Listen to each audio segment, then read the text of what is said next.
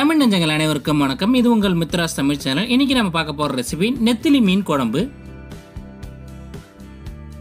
அரை கிலோ நெத்திலி மீன் வாங்கி இந்த மாதிரி வந்து க்ளீன் பண்ணுறங்க. க்ளீன் பண்ணுறது ரொம்பவே ஈஸி தான். அதனோட தலைப்பகுதி இது மாதிரி போட்டுட்டிங்கன்னா உள்ள இருக்க பகுதி வந்து நீங்கள் ஈஸியாக வந்து ரிமூவ் பண்ணிடலாம்.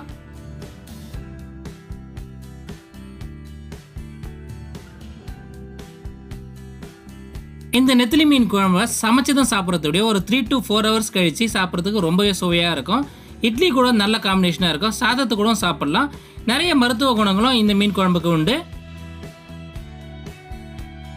இது வரைக்கும் சப்ஸ்கிரைப் பண்ணாமல் இருந்தீங்கன்னா மறக்காமல் கீழே தெரியுற இந்த ரெட் கலரில் இருக்க சப்ஸ்கிரைப் பட்டனை ப்ரெஸ் பண்ணிவிட்டு கூடவே இருக்க அந்த பெல் பட்டனையும் ப்ரெஸ் பண்ணிவிடுங்க. அப்போ தான் நான் போகிற வீடியோஸோட அப்டேட்ஸ் வந்து உடனுக்குடன் உங்களுக்கு வந்துவிடும்.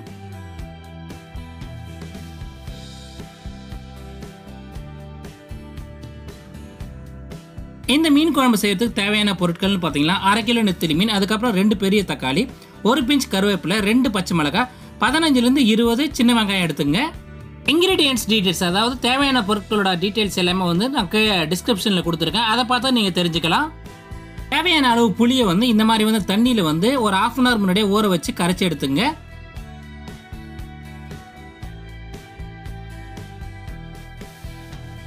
ஊற வச்சிருந்த புளி தண்ணீரை வந்து நல்லா ஃபில்டர் பண்ணிவிட்டு அதில் வந்து 2 தக்காளி, அதுக்கப்புறம் தேவையான அளவு மஞ்சத்தூள், அதுக்கப்புறம் மிளகாய்த்தூள், தனியாத்தூள், இது எல்லாத்தையும் சேர்த்துட்டு நல்லா வந்து கையில் வந்து கரைச்சி எடுத்துங்க. மிளகாய்த்தூள் தனியாத்தூள்லாம் உங்களோட சுவைக்கு ஏற்ற மாதிரி நீங்கள் சேர்த்துக்கலாம். நாங்கள் வந்து பார்த்தீங்கன்னா 2 ஸ்பூன் மிளகாய்த்தூளும் 1 ஸ்பூன் தனியாத்தூளும் சேர்த்துருக்கோம். 1/2 ஸ்பூன் வந்து மஞ்சத்தூள் சேர்த்துருக்கோம். உங்களுக்கு தேவையான அளவு உப்பு வந்து இந்த கரைசலே வந்து சேர்த்துட்டு நீங்கள் உப்பு செக் பண்ணிங்க.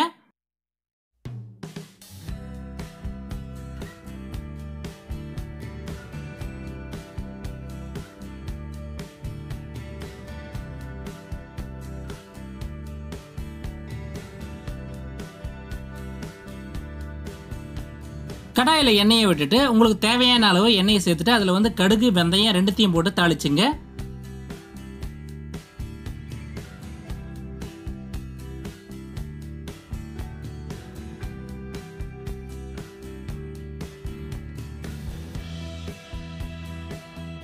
அப்புறமா 2 பச்சை மிளகாய், அது கூட பார்த்தீங்கன்னா சின்ன வெங்காயம் எல்லாத்தையும் போட்டு நல்லா பொன்னிறமாக வந்து வதக்குங்க.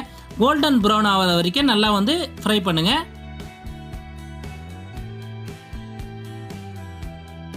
ஒரு கொத்து கருவேப்பிலை வந்து இந்த ஸ்டேஜில் வந்து போட்டுங்க.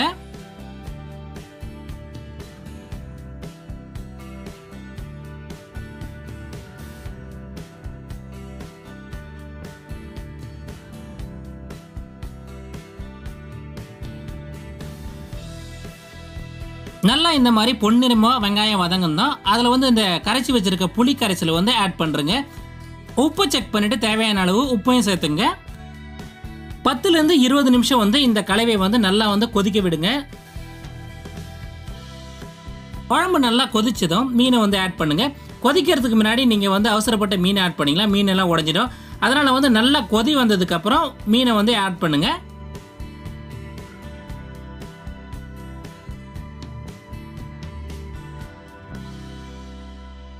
ஒரு 20லேருந்து 30 நிமிஷம் வரையும் இந்த குழம்பை வந்து கொதிக்க விடுங்க.